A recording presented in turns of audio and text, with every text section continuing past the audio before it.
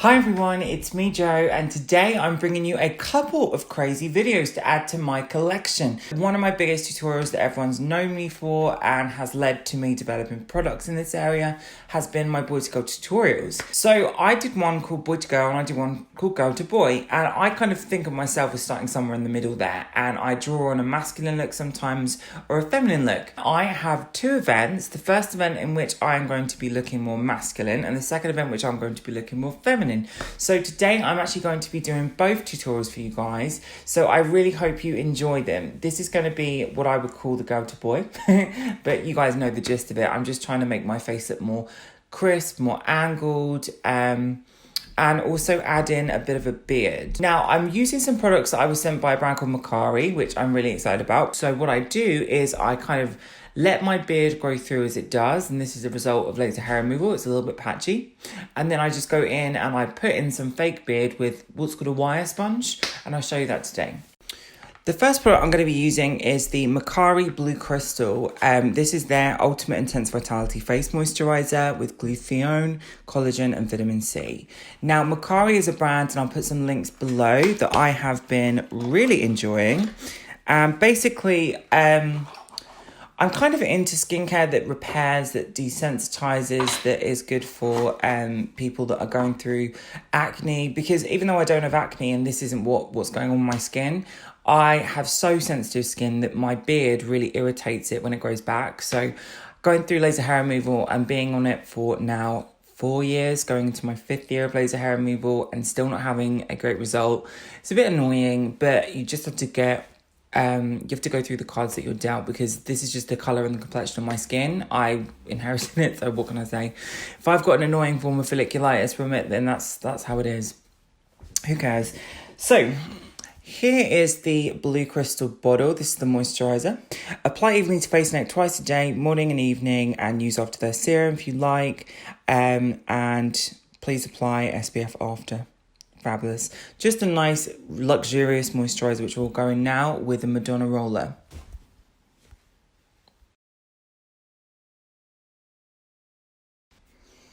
So what I've done is I have just drawn on my face using this contour cream.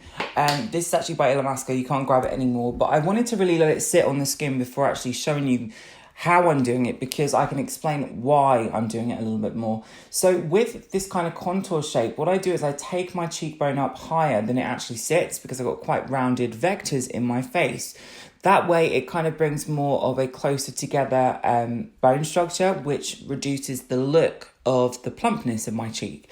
That is ultimately more masculine looking than giving more of a rounded, more of a plumper, more of a light reflective surface. So if I was just to apply this straight from the tin, whatever you call it, the tub, it wouldn't look as obvious. So this product has got grey shot through it, so as it dries you can see the grey. So I've also gone under my eyelid, because I quite like to have a little bit of shadow kind of shading under my eyes. However, that's quite a feminizing trait, and if you look at kind of antiquated portraiture, you will see that they actually paint women with dark shadows under their eyes. I don't know why they do this. It's kind of, I guess it kind of was a way to make the eyes look bigger or broader, but they used to think that darkening the under eye was feminizing. And we do have somewhat of that, I think, with the proportion things with makeup and the way that makeup's applied, which we characterize as feminine. I think that all plays into it, but that used to be a thing. Now, with my jawline, I just literally colour in, because I like to have a stronger jawline. And I have just gone down my nose and across my temples. Easy breezy. Next, I'm going to actually just put some foundation over everything, and with a beauty blender sponge, I'm just going to blend it all through. Right, so now we have everything kind of blended in. Now, I have gone so in the far opposite direction to my old school of kind of like wearing a lot of contour that you can see, because I just think it makes you look older, and I think like now I'm kind of getting to my last part of my 20s, if you will. I don't want to actually be old. So I try and keep myself looking as fresh and light as ever. So the next part of my video is actually going to be about my hairline structure. Now, if you guys zoom in, you can pretty much see I've got a pretty good hairline, but what happens is I'm blonde. It just looks so see-through when I actually stand back. It doesn't look as dense. Like, it kind of looks like it goes higher up my head the further I go back. because I've just got so much blonde hair at the front of my hair. So I like to make it look stronger by colouring it in. So I'm going to be using this gorgeous palette by Macari. It comes in this very cute crocodile skin package. You see all the colours. It's very nice. They're very nice pigments. And I'm going to be using this product called Agate. They're all kind of named after beautiful stones. So very nice palette for anyone that likes warms. And it's called Macari de Suisse, but I think that Macari sounds easier for you guys to remember. So all the links will be below.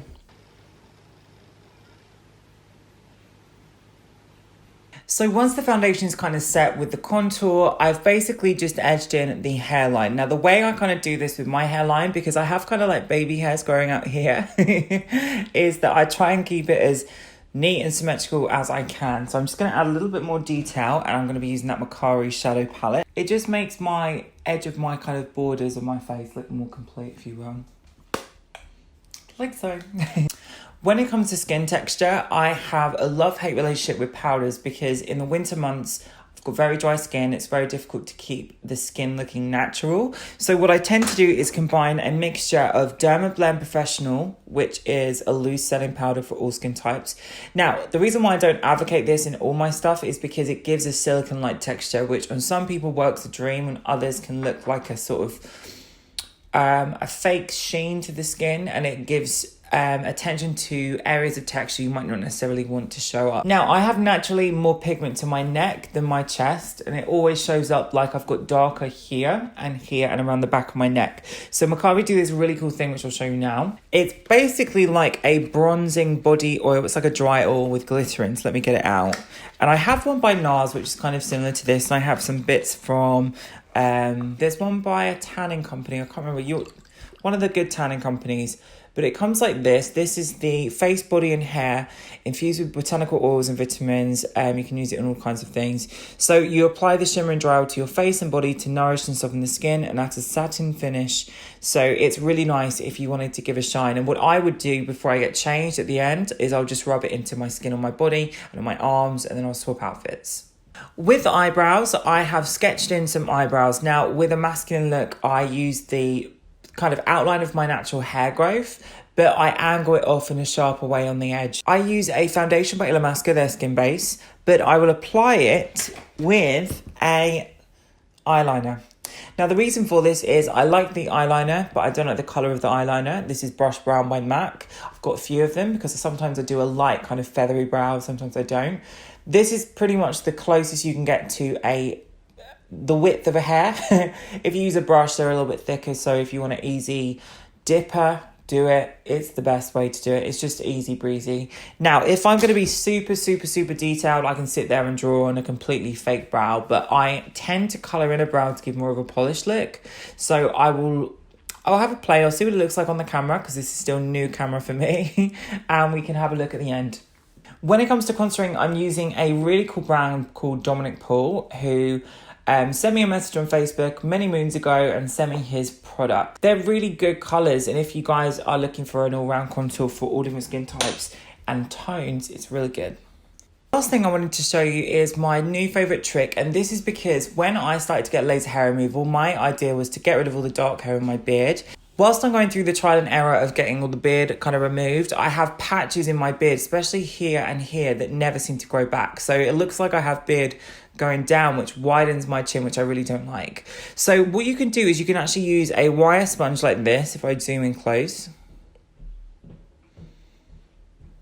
Is she working today?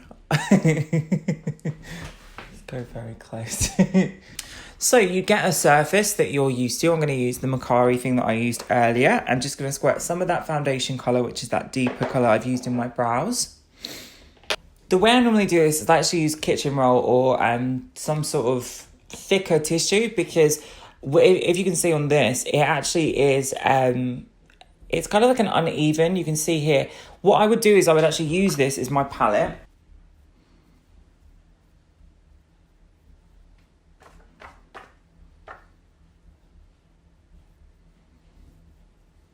With a fluffy brush, just going to dust away all of that excess. So that Macari oil smells amazing. So Macari de Sweetie will be linked below. You can grab all of their new gorgeous line, especially their moisturizers and serums, which are really awesome. And hopefully that was a cool thing to show you, because I have loads of tutorials where I just do basic looks, but I don't necessarily talk through anatomical differences when it's from if you were like a drag king or you were transgender, female to male. So hopefully you guys have had such an amazing year. I have had a spectacular one. I've been really excited, despite the politics, which hasn't been my cup of tea. Everything else has been pretty much amazing. So thank you all to your love. I will see you all in my next video, and take care.